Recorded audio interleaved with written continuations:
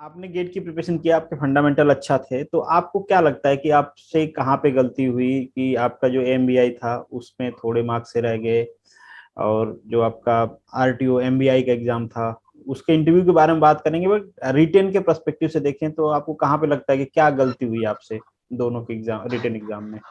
सरकारी नौकरी ही क्यों चाहिए सबको? अगर सबको सरकारी नौकरी मिलेगी तो क्या चाहते हो आप लोग, प्राइवेट कंपनियां बंद कर दिया जाए? तो प्रिपरेशन के लिए आपने मतलब कोई कोचिंग लिया था या फिर सेल्फ स्टडी था आपका? थोड़ा सा ये ब्रीफ करें। ये कोचिंग वाला सवाल बहुत लोग पूछ रहे हैं, इसलिए मैं आपसे पूछ रहा हूँ। तो एक साथ रहते थे कि अलग अलग? वहां पे दोस्ती कायम रही कि नहीं टूट गई? नहीं, कायम ही रही, वो साथ में ही रहते थे वहां पे भी। तो तीनों का सिलेक्शन का क्या हुआ मतलब? बाकी लोग कहाँ हैं, दो लोग? जो एक सीनियर थे वो सिविल में थे, तो उनका पिछले साल ही गेट में स्कोर आ गया था अच्छा, तो वो अभी आईओसीएल में है। आईओसी? और जो मेरा बैचमेट था उसका तो ईएससी उस साल ही निकल गया था, तो वो अभी इंडियन स्किल डेवलपमेंट सर्विसेज में है। अच्छा, मतलब ठीक है, दो लोग तो हो गए, आप और भी दो चलो लोग हो इस गए, बार। मैं थोड़ा थोड़ा कमजोर बच्चा था तीनों में। हम स्टेट कोचिंग की भी बात करेंगे, पर पहले उसकी बात कर लेते हैं। तो कितना खर्च आता है अगर दिल्ली जाना है? मान लो किसी को मेडजी करना है, वैसे मेडजी का प्रमोशन कर रहा हूँ मैं फ्री में आपकी वजह से। तो जैसा जब आपके दोस्तों का हो गया था तो वो भी एक प्रेशर रहता है ना कि यार साथ में प्रिपरेशन करने आए, उनका हो गया मेरा नहीं हुआ। तो अगर आप बता पाओ तो आप ये बताओ कि पहली बार आपका कितना स्कोर रहा, ताकि लोगों को ये आइडिया हो कि भाई पहली बार अच्छा खराब कैसा भी रहो, दूसरी बार बहुत अच्छा आ सकता है। तो उस टाइम पे मेरे सारे फ्रेंड्स का हो गया था, एक का आईओसीएल निकल गया, एक का ईएस निकल गया। तो थोड़ा रहता है कि थोड़ा, हम्म। काफी, थोड़ा नहीं काफी बोल सकता हूँ, काफी डाउन पेस चल रहा था उस टाइम पे मेरा। हाँ। और पिछले एक साल में मैंने मतलब 5 इंटरव्यू दिए। उस टाइम पे मैंने इसरो का रिटर्न निकाला, बार का भी रिटर्न क्लियर हो गया था, आईओसीएल का, और 2 जीपीएससी में। और 5 इंटरव्यू दिया, पांचों में मतलब फाइनल सिलेक्शन में 1 नंबर 2 नंबर, 1 नंबर 2 नंबर से ही रह गया था। डियर तो एस्पिरेंट, मनू एकेडमी में स्वागत है आप सभी का। और हमारा ये इंटरव्यू का प्रोग्राम है। अक्सर जो एग्जाम टॉपर होते हैं उनके जो एक्सपीरियंस होते हैं हम यहाँ पे डिस्कस करते हैं उसके बारे में। उससे कुछ आप भी सीखते हो, मैं भी सीखता हूँ। काफी टाइम से क्लोज था, आज फिर से स्टार्ट हो रहा है। हमारे साथ हैं विकास।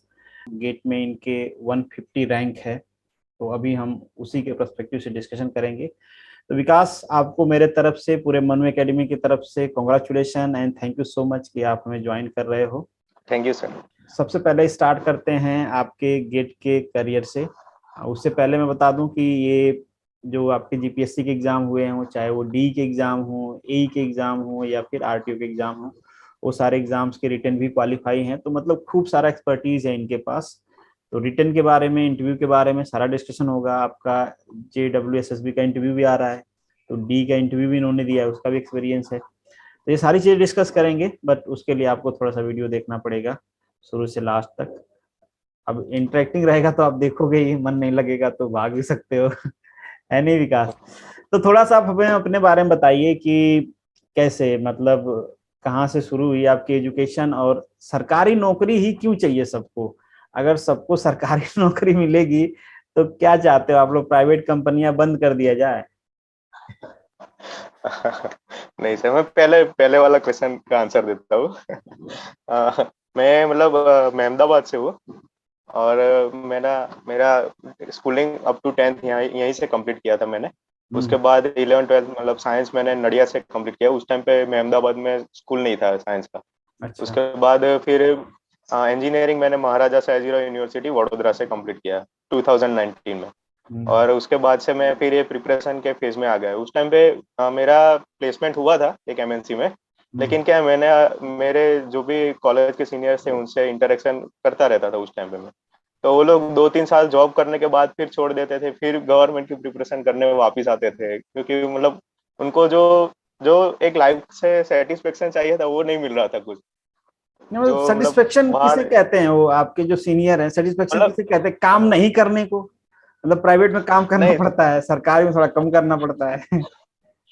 मतलब उसमें काफी फैक्टर्स है। उसमें एक ये भी, आपने जो बोला ये भी एक हो सकता है, जो वहाँ पे काम थोड़ा ज्यादा रहता है। और कुछ लोगों का ऐसा भी रहता है कि हो सके तो अपने स्टेट में ही सेटल होना है। जो उसमें क्या है कि एमएनसी में आपको पुणे, बेंगलोर, हैदराबाद ऐसे लोकेशन पे भी ज्यादा रहना पड़ता है। तो हम्म। फिर लॉन्ग टर्म में लोग सोचते हैं कि अपने पेरेंट्स के साथ रहेंगे, अपने फैमिली के साथ रहेंगे।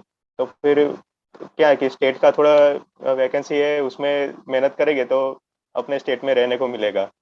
तो लोग 2-3 साल जॉब करने के बाद जब उनका जो एकेडमिक्स है उनसे अटैचमेंट इतना रहता भी नहीं, उसके बाद आते हैं फिर से जीरो से स्टार्ट करते हैं। मैंने सोचा इससे अच्छा मैं अभी से स्टार्ट कर देता हूँ। उनसे तो 2 कदम फिर तब आगे से निकल जाओगे। प्रिपरेशन। पूरा हाँ। प्लान कर लिया अपने सीनियर को ही पीछे करने का, उन्हीं से आइडिया लिया और उन्हीं के पैर पे कुल्हाड़ी मार रहे हो आप। प्लान तो ऐसा ही था सर, पर वो थोड़ा कोरोना ने प्लान बिगाड़ दिया। अच्छा, ये आपके विवेक से भी डिस्कशन हुआ था, विवेक भी आपके कॉलेज के हैं, एमएसयू के, तो हाँ। ये मतलब जो एमएसयू वाले हैं, ये क्या चाहते हो आप लोग कि गुजरात में और बाकी जो स्टूडेंट हैं उनको कुछ करने दोगे आप लोग, कि मतलब सारी जॉब आप लोगों को चाहिए, प्राइवेट वाली भी अच्छी आप लोगों को चाहिए और गवर्नमेंट वाली भी अच्छी आप लोगों को चाहिए? नहीं, ऐसा तो कुछ नहीं है सर। पर सभी लोग ट्राई करते हैं अपना बेस्ट देने के। तो वो क्या आपके सीनियर थे, क्लासमेट थे, जूनियर थे विवेक? नहीं सर, वो सीनियर है मेरे, मतलब वो 3 साल मेरे से बड़े हैं, तो हाँ। कॉलेज के सीनियर थे। मतलब उस टाइम पे, कॉलेज टाइम पे तो इंटरेक्शन नहीं हुआ था, जब ये जीपीएससी की प्रिपरेशन कर रहे थे तभी उनका कांटेक्ट हुआ था। हाँ, ये रैगिंग वैगिंग खत्म हो गई, इससे ये नुकसान होता, नहीं तो रैगिंग वैगिंग होती तो हाँ। इंटरेक्शन हो जाता नहीं। नहीं, वो क्या है, वो थोड़ा लोकलाइट है और मैं हॉस्टल में रहता था। तो अच्छा। क्या है, हॉस्टल हॉस्टल वाले तो एक दूसरे को, मतलब 4 साल हाँ, 5 साल बड़े हो तो भी जानते हैं। जान जाते हैं।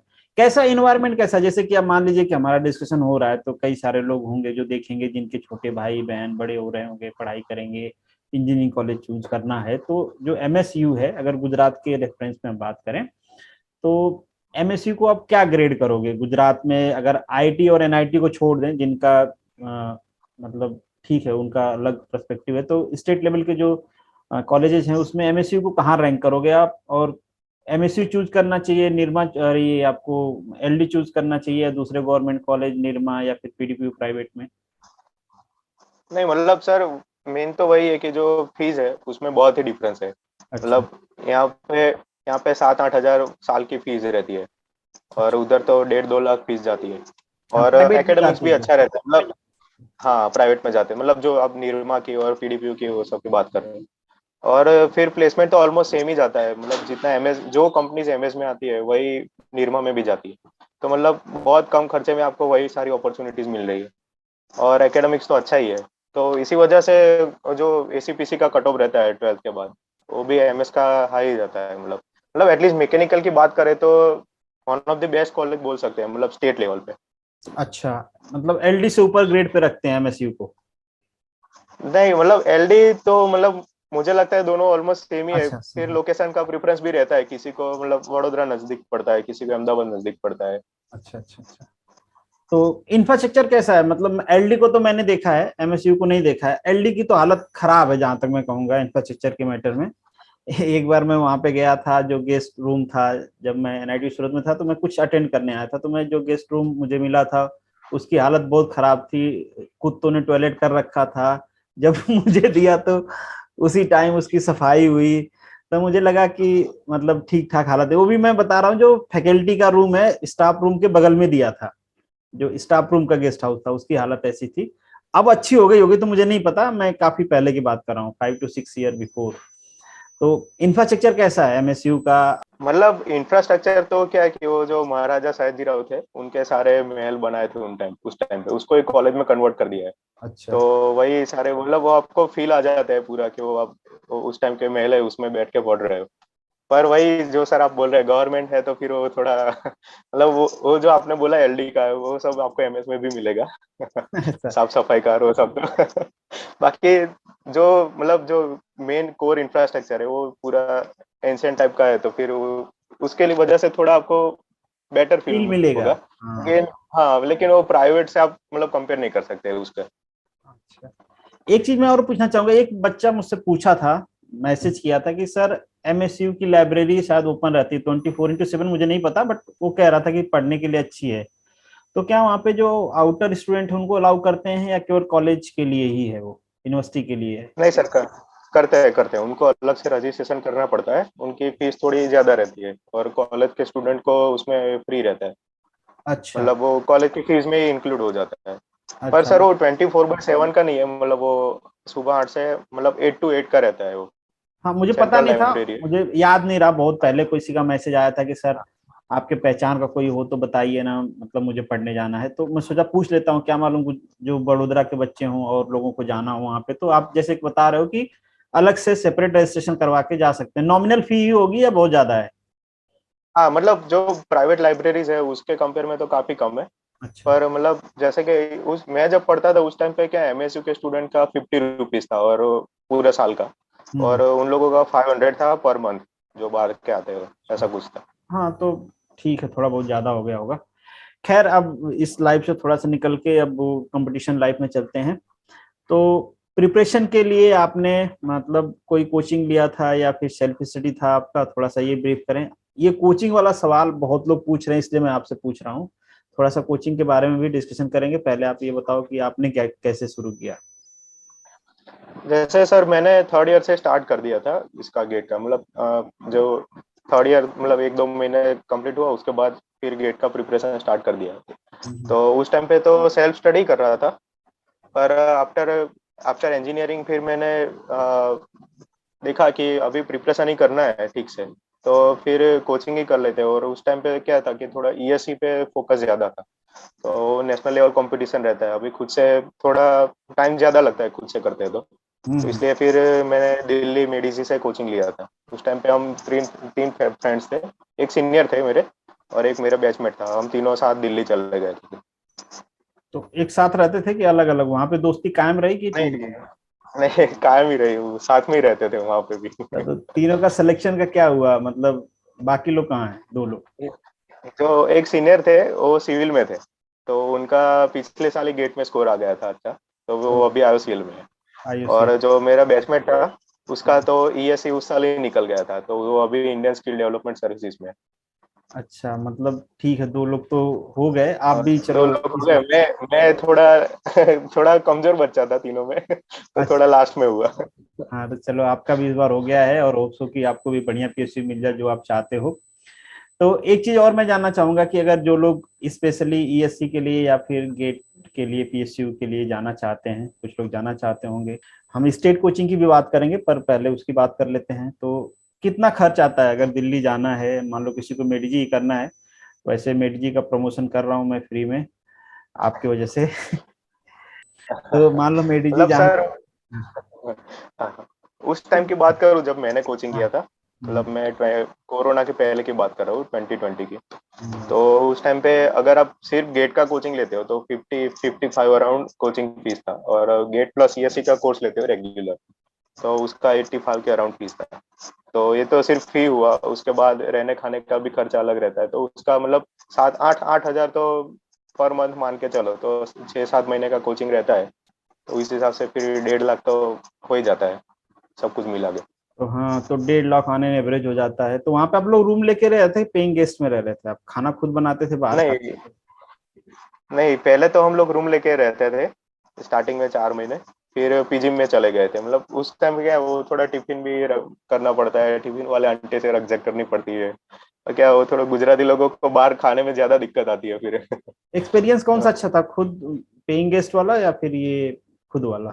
नहीं, वो पेइंग गेस्ट वाला थोड़ा खाने में कॉम्प्रोमाइज हो जाता है, पर आपका टाइम काफी सेव हो जाता है कि अच्छा। वो वहां पे जाओ खा के वापिस आ जाओ, 15-20 मिनट में सब कुछ खत्म हो जाता है। वो तो घर पे आपको सब टिफिन लेना जाना पड़ता है, रखने जाना पड़ता है, तो उसमें गुजरात टाइम के ज्यादा लोगों को वेस्ट तो होता है। बहुत मुश्किल होता होगा यार यहाँ पे, तो मतलब बुरा मत माने गुजरात के लोग, मगर कई बार ऐसा लगता है कि खाने के लिए जी रहे हैं, मतलब जो दिख गया सही है। खाना। जो दिख गया खाना है। और एक चीज और है कि मतलब ये खाने होने की व्यवस्था आपने बता दिया, पीने होने की कोई व्यवस्था नहीं है, पीने वालों को अलग से व्यवस्था करना करना पड़ेगा। गुजरात वाले बहुत परेशान रहते हैं। और आप तो शरीफ बच्चे हो, बहुत सारे शरीफ रहते हैं, बहुत सारे इंजीनियरिंग वाले पीते हैं। कई लोगों को लगता होगा यार हरियाणा आ गए, यहाँ पे तो सस्ता है, दिल्ली में भी सस्ता है। खैर प्रिपरेशन वाले बच्चे शायद ना पीते हों। तो ये तो प्रिपरेशन का दौर रहा। अब कोचिंग, जैसे कि कई सारे लोग ये पूछते हैं कि कोचिंग हमें करना चाहिए कि नहीं करना चाहिए, ये बहुत डाउट है बच्चों के अंदर। सेल्फ असेसमेंट होता भी नहीं है, कई बार क्या होता है कि हमें पता नहीं है कंपटीशन का लेवल क्या है, तो हम सेल्फ असेस नहीं कर पाते कि हम सेलेक्ट होंगे या नहीं होंगे। तो आपका ओपिनियन क्या है कि जैसे 5-6 महीने एग्जाम है जीपीएससी का, गेट के लिए तो खैर चलो अलग सिनेरियो है। तो टाइम बचता है जो पढ़ाया जाता है रिवीजन के लिए, कितना टाइम देना पड़ता है अगर हम सब रिवाइज करें, जो क्लासेज हैं उसके लिए कितना टाइम रहता है मेडिजी में? सर मतलब मेडिजी की बात करूँ तो उस टाइम पे तो क्या है कि वो 8 8 घंटा तो मिनिमम कोचिंग चलता ही है।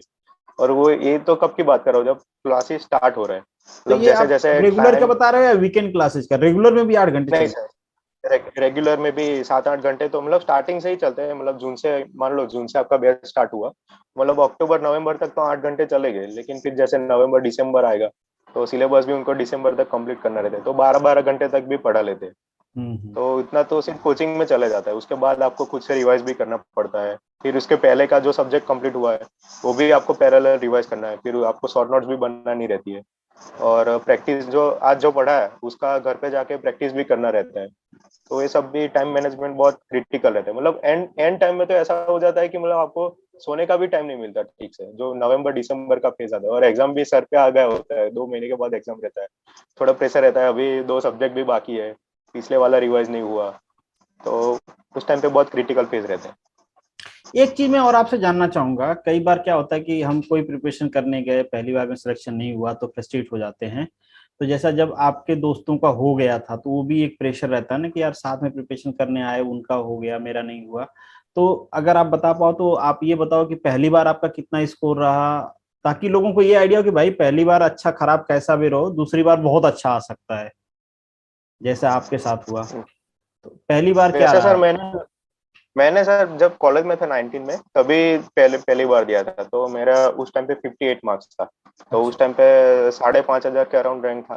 फिर हम्म। मैंने सोचा ये तो चालू कॉलेज पे बिना कोचिंग लिए दिया है तो उससे अच्छा आ ही जाएगा। तो फिर जब इसमें तो मेन फोकस ईएससी पे था, तो अच्छा। गेट का उतना गेट गेट ओरिएंटेड प्रिपरेशन नहीं किया था। जो जो भी प्रिपरेशन था ईएससी ओरिएंटेड था। ओके। लेकिन फिर वो ईएस का वो रेलवे का वैकेंसी निकल गया तो ठीक मतलब ठीक ठाक दिया। उस टाइम पे क्या प्रिपरेशन उतना किया नहीं था और मन भी नहीं था, तो फिर भी 20 में मेरा 2,700 अराउंड रैंक था। उस टाइम अच्छा। पे मेरा 64 मार्क्स आया। तो थोड़ा ऐसा लगा कि मतलब 4 5 मार्क्स ही बढ़े। मतलब कोचिंग किया, इतना इतना मेहनत किया, फिर भी मतलब 4 5 मार्क ही इंक्रीज हुआ। और फिर 21 में दिया। उस टाइम पे भी सेम वही कि गेट में क्या रहता है सर, थोड़ा एक्यूरेसी और स्पीड दोनों का कॉम्बिनेशन आपको करना पड़ता है। और दोनों क्या इन्वर्सली प्रोपोर्शनल रहता है। आप एक बढ़ाओगे तो दूसरा कम हो जाएगा। तो मैंने 21 में वही गलती कर दिया कि मैंने स्पीड ज्यादा रखा, उसके चक्कर में एक्यूरेसी कम हो गया। तो 21 में मेरा उस टाइम पे मेरा 1751 रैंक था। तो उस टाइम पे मेरे सारे फ्रेंड्स का हो गया था, एक का आईओसीएल निकल गया, एक का ईएस निकल गया। तो थोड़ा रहता है कि थोड़ा हम्म। काफी, थोड़ा नहीं काफी बोल सकता हूँ, काफी डाउन पेस चल रहा था उस टाइम पे मेरा। हाँ। और पिछले 1 साल में मैंने मतलब 5 इंटरव्यू दिए। उस टाइम पे मैंने इसरो का रिटर्न निकाला, बार का भी रिटर्न क्लियर हो गया था, आईओसीएल का, और 2 जीपीएससी में। और 5 इंटरव्यू दिया, पांचों में मतलब फाइनल सिलेक्शन में 1 नंबर 2 नंबर 1 नंबर 2 नंबर से ही रह गया था। तो थोड़ा रहता है कि मतलब यहाँ यहाँ तक आके फिर वो बोलते हैं ना, मेरे मुंह साथ ही तक क्यों नीवाला आया गड़बड़ और हो रहा है? चला गया। हाँ, मुंह तक नीवाला आया और ऑफिस चला गया, ऐसा लगता है फिर। मैं ये सवाल भी आपसे इसीलिए पूछा कि कई बार लोग क्या होता है, ये प्लानिंग बना के आते हैं कि मैं 1 साल पढ़ूंगा हो जाएगा, तो उनको समझना है कि 1 साल में शायद आपका ना हो, क्योंकि कंपटीशन लेवल ऐसा है, बहुत सारे लोग आपसे ज्यादा दिन से पढ़ रहे हैं, ज्यादा पढ़ रहे हैं, मेहनत कर रहे हैं, तो थोड़ा आपको टाइम देना पड़ेगा। ऐसे बहुत सारे कैंडिडेट मैसेज करते हैं जो थोड़ा फ्रस्ट्रेट रहते हैं कि सर 2 3 नंबर से रह गया, 2 साल से प्रिपरेशन कर रहा हूँ। तो एक आपके सामने है, इनका भी 2019-20 में इन्होंने मेहनत किया अपने तरफ से, बट देखिए फाइनली अगर आप कंटिन्यू रखते हो तो रिजल्ट आएगा, थोड़ा वेट करना पड़ता है। तो अब आप जैसे कि हम रिटन एग्जाम की प्रिपरेशन की बात करें, तो ग्रेड पर्सपेक्टिव से भी बात करें, तो थोड़ा आप ग्रेड पर्सपेक्टिव से बताइए कि गेट की प्रिपरेशन करनी हो तो किस टाइप की स्टडी होनी चाहिए, हमारी प्रैक्टिस कैसे होनी चाहिए, न्यूमेरिकल की प्रैक्टिस कितनी करनी पड़ती है, थियोरेटिकल पे कितना फोकस करना रहता है, और कुछ अगर आप रिकमेंड कर पाओ कुछ टैक्टिस जो आपने फॉलो किए अपने मार्क्स इंप्रूव करने के लिए, कि मेरा पहली बार नहीं आया तो क्या गलती कर दिया मैं, दूसरी बार क्या गलती किया, ताकि दूसरे लोग उस चीज को अवॉइड करें। जैसे सर गेट है तो पूरा फॉर्मूला बेस्ड एग्जाम है। उसमें मतलब आपको कॉन्सेप्ट तो आपके क्लियर होने चाहिए। लेकिन क्या है कि आपकी स्पीड और आपको फॉर्मूला बाय हार्ट होना चाहिए। ऐसा नहीं कि आप उस टाइम पे फिर डिराइव करने बैठे एग्जाम में, वो उतना टाइम नहीं रहता है। तो मतलब क्या है कि आपको जितने भी फॉर्मूला है, आपको आधी रात को भी उठाए तो भी आपको आना चाहिए सारे फॉर्मूला। और मेन तो वही है कि आप कॉन्सेप्ट क्लियर करो, फिर फॉर्मूलाज आपको सब बाय हार्ट होने चाहिए, और फिर प्रैक्टिस आपको हो सके उतनी मैक्सिमम प्रैक्टिस करनी है। उसके बाद उसके लिए आप पहले तो जो भी प्रीवियस ईयर के क्वेश्चन है गेट के, वो सब आपको क्लियर, मतलब एक बार नहीं, 2-3 बार, मैं बोलता हूँ 1-2-3 बार आपको करने चाहिए उस टाइम पे। फिर ईएस का जो प्रीवियस ईयर रहता है प्रीलिम्स का, वो भी होना चाहिए। और हो सके तो आपको, अगर टाइम है आपके पास, तो जो मेंस का प्रीवियस ईयर रहता है ईएसई का, वो भी करना चाहिए, क्योंकि उसमें क्या है कि कॉन्सेप्चुअल क्वेश्चंस रहते हैं। मतलब आपने एक क्वेश्चन भी किया तो उसमें मतलब 8-10 कॉन्सेप्ट एक साथ आ जाते हैं। तो फिर ऐसे क्वेश्चन भी सॉल्व करते हो तो उसमें से मतलब एक सब पार्ट भी पूछ लेते हैं गेट में, तो भी आपको आता है उससे। तो तो इस हिसाब से करना है।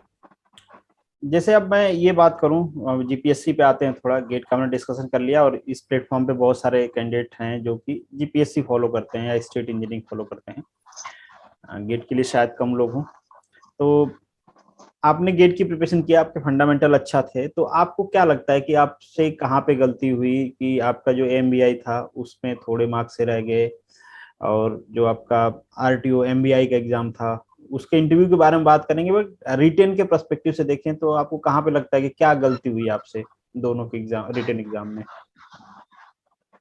पहले तो सर 2021 में मतलब दोनों एक ही वीक में था, गेट का एग्जाम और इसका अच्छा। एमबीआई का। हाँ तो हाँ। मैंने क्या कि मतलब पूरा फोकस गेट पे रखा था। वो तो आपने वीडियो सारे बनाए, तो मैंने सिर्फ वीडियोस ही देखे थे आपके उस टाइम पे, क्योंकि मतलब मेरा फोकस गेट पे ज्यादा था उस टाइम।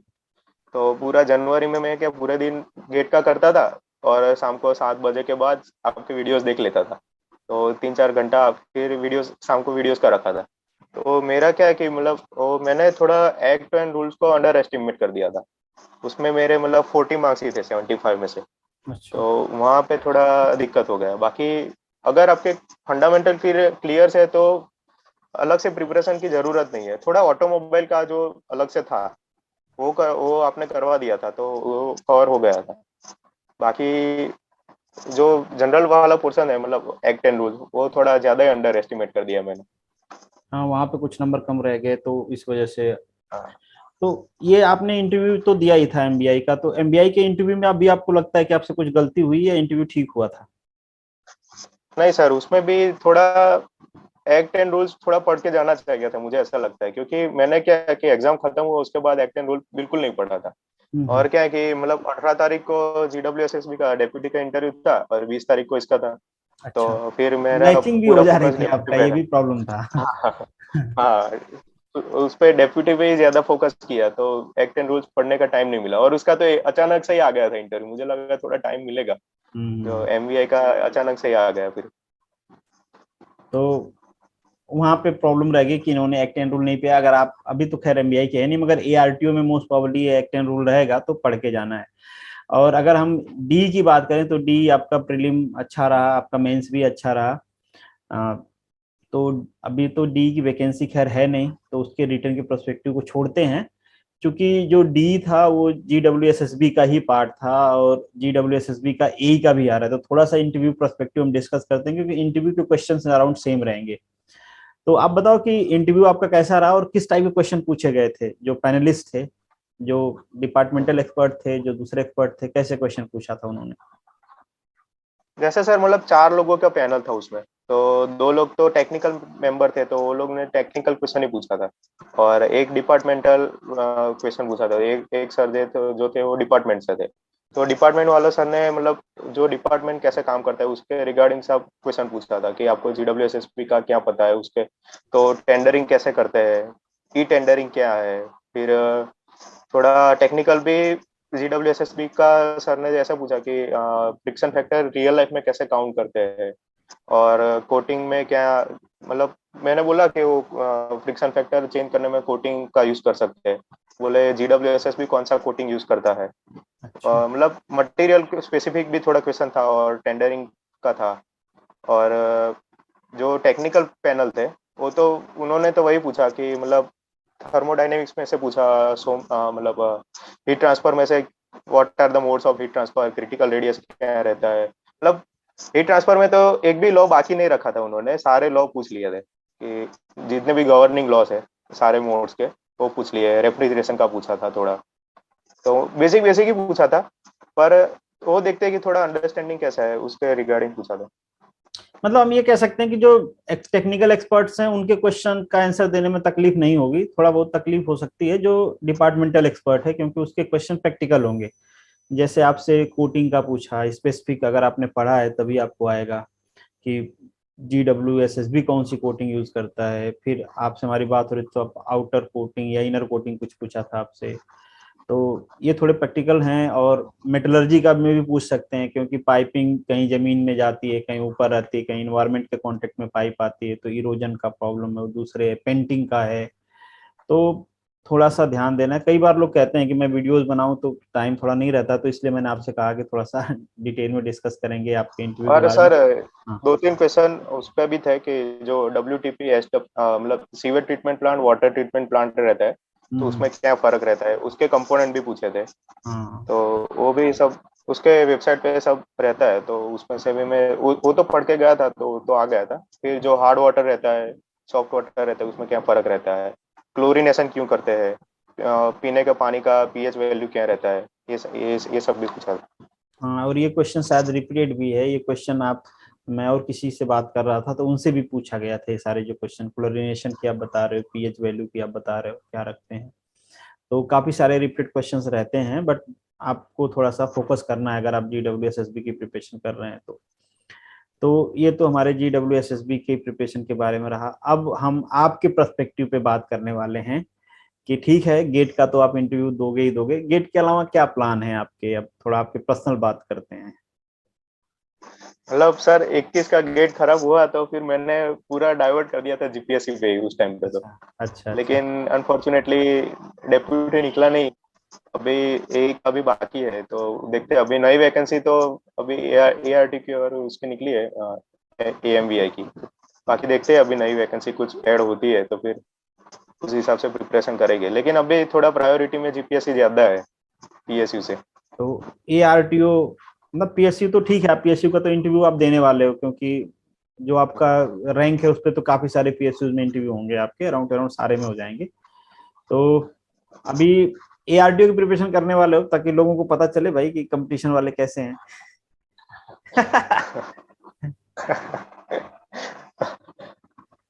देखते हैं सर। अच्छा, बताओगे नहीं आप? हाँ, ये बता नहीं रहे भाई, ये करने वाले हैं, ठीक है, ये बता नहीं रहे कि बाकी लोग अभी से शुरू ना करें, तुम लोग शुरू कर देना। तो जनरली मेरा ये लास्ट क्वेश्चन होता है कि आप अपने तरफ से कुछ सजेशन देना चाहते हैं तो दे दें, बट इसमें मैं कुछ आपके लिए ऐड करता हूं, क्योंकि आपने काफी सारे रिटन एग्जाम निकाले हैं, जैसे MBI हुआ, EMBI हुआ। हमारी बात हुई आपकी ई में भी अच्छे मार्क्स हैं, चाहे वो GMB का हो चाहे GWSSB का हो। आपने डी भी क्वालिफाई किया है, ई में भी आपका हो जाएगा। हालांकि अभी रिजल्ट नहीं आया है, बट जैसे आपके जम्पशन है, तो आपने काफी सारे रिटन एग्जाम क्वालिफाई किए हैं। तो क्या कोई रिटन एग्जाम से रिलेटेड पहले टिप्स हैं? इंटरव्यू का तो हमने डिस्कस कर लिया कि अगर रिटन क्वालिफाई करना है तो कैसे टारगेट करना चाहिए, स्ट्रेटजी क्या रखना चाहिए, कितना टाइम पढ़ने पे, कितना टाइम प्रैक्टिस देने पे, टेस्ट सीरीज की क्या वैल्यू है आपके हिसाब से? कुछ जो भी आप एडवाइस करना चाहेंगे जो एस्पिरेंट्स अभी नए हैं उनके लिए। मतलब पहले तो हमें जो एग्जाम का नीड है वो समझना चाहिए। जैसे हम गेट की प्रिपरेशन कर रहे हैं तो उसका ओरिएंटेशन अलग है, जीपीएससी का अलग है। जीपीएससी में मतलब आपको, पहले मैं भी वही सोचता था खुरमी तो क्या ही पढ़ेंगे, क्योंकि हमारे एमएस में भी सारे फैकल्टीज मना ही करते थे कि कभी खुरमी मत पढ़ो, आपके कॉन्सेप्ट बिगाड़ देती है।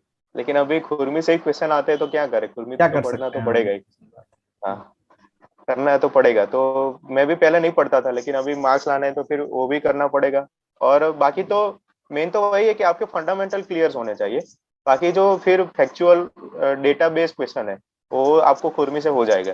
लेकिन जो आप कॉन्सेप्ट एक बार क्लियर कर दोगे तो फिर वो आपको आपको लगता है कि मैं मतलब भूल रहा हूँ कुछ, लेकिन एग्जाम के टाइम पे याद आ जाता है। अगर आपके फंडामेंटल क्लियर है तो क्वेश्चन एग्जाम में तो बन ही जाता है। तो आपको फंडामेंटल पे ज्यादा फोकस करना चाहिए, कॉन्सेप्ट क्लियर होने चाहिए। बाकी तो फिर डेटा वाले क्वेश्चन तो खुरमी से हो ही जाते हैं। अच्छा, तो एक चीज मैं और आपसे पूछना चाहूंगा, जैसे कोई बुक आप रेफर करना चाहो जो MCQ की हो, जिसको आपने सॉल्व किया हो, अगर, तो मुझे नहीं पता आपने किया है नहीं, जो आपको लगा हो कि ये करना चाहिए बाकी लोगों को, क्योंकि जो क्वेश्चन कलेक्शन है वहाँ पे अच्छा हो या एक्सप्लेनेशन अच्छा हो, कोई ऐसी बुक सॉल्व किया था आपने? नहीं सर, मैंने तो वही गेट का प्रिपरेशन ही किया था, तो उसमें ही सब आ गया था। बाकी खुरमी ही पढ़ा था, उसके अलावा और कुछ कोई बुक नहीं पढ़ा है। खुरमी भी जब लास्ट में जब एई का एग्जाम देना था तभी लगा कि नहीं, थोड़ा मिस नहीं, जो भी 5-7 मार्क भी जो डेटा वाले क्वेश्चन है वो मिस कर रहे थे, तो उसकी वजह से पढ़ा था। हाँ, तो मतलब खुरमी तो अराउंड अराउंड मैं भी यही रिकमेंड करता हूँ कि भैया आप खुरमी से ही क्वेश्चन एक्सपर्ट बनाते हैं तो आप क्या कर सकते हो, पढ़ ही लेना चाहिए आपको। हाँ, बट अब देख रहे हैं कि थोड़ा जीपीएससी पैटर्न चेंज कर रहा है। पहले खुरमी पढ़ के सिलेक्शन हो जाता था लोगों का, अब थोड़ा मुश्किल लगता है। अब आपको फंडामेंटल भी क्लियर करना पड़ेगा। मतलब तो सिर्फ खुरमी पढ़ के नहीं जा सकते, मतलब हाँ, आपको बाकी मतलब एटलीस्ट आपको गेट के प्रीवियस ईयर और ईएस के प्रीवियस ईयर एटलीस्ट उतना तो करना ही चाहिए। उतना बाकी करना। अगर आपके पास टाइम हो तो फिर जो काफी कोचिंग के प्रैक्टिस वॉल्यूम भी आते हैं, जैसे कि इसका वो बीट्स एंड बाइट्स आता है, उसमें सारे प्रैक्टिस वॉल्यूम्स भी रहते हैं, तो वो भी कर सकते हो। फिर मेडिजी का भी ऐसा एक प्रैक्टिस का वॉल्यूम आता है, वो भी कर सकते हो अगर टाइम रहता है तो फिर। हाँ, तो जितना ज्यादा प्रैक्टिस करें वो तो बहुत अच्छा है। बाकी और कोई सजेशन चाहिए तो ये टेलीग्राम पे भी हैं, आप इंस्टाग्राम पे यस भी सर। होगे, ठीक है? तो आप लोग इनसे कांटेक्ट कर सकते हो अगर आपको कुछ इनसे पर्सनल पूछना है तो। बाकी आपको मेरे तरफ से फ्यूचर में जो भी आपके इंटरव्यूज आए उसके लिए बेस्ट विशेज हैं। जो मनु एकेडमी के व्यूवर्स हैं उनको भी मेरे तरफ से ऑल द बेस्ट है। आप भी अगर लास्ट में कुछ कंक्लूड करना चाहते हैं व्यूवर्स के लिए तो जरूर करें। सर वही, अगर आपको प्रिपरेशन करना ही है तो एक बार आ गए फिर वापस नहीं जा सकते, मतलब आने के पहले सोचना चाहिए कि अभी मैं जाऊँ कि नहीं जाऊँ, लेकिन अब आ गए तो फिर कुछ ना कुछ तो निकाल के ही जाना है, तो फिर अपना जो भी हो, थोड़ा टाइम ज्यादा भी लगे, लेकिन हमें अपना 100% देना है। कभी कभी थोड़ा टाइम लग जाता है ज्यादा, लेकिन अगर आपने शिद्दत से मेहनत की है, अपना पूरा 100% देते हो, तो फिर हो ही जाता है कुछ ना कुछ तो। हाँ, शिद्दत से लोगों को प्यार हो जाता है, सिलेक्शन क्यों नहीं होगा। ठीक है, चलिए। सही है। उसमें ज्यादा शिद्दत दिखाते हैं लोग इसलिए उसमें सफल हो जाते हैं, या सफल हो जाते हैं थोड़ा कम दिखाते हैं। इसमें भी पूरा हाँ दिखाते वही, तो इसमें सफल होते हैं।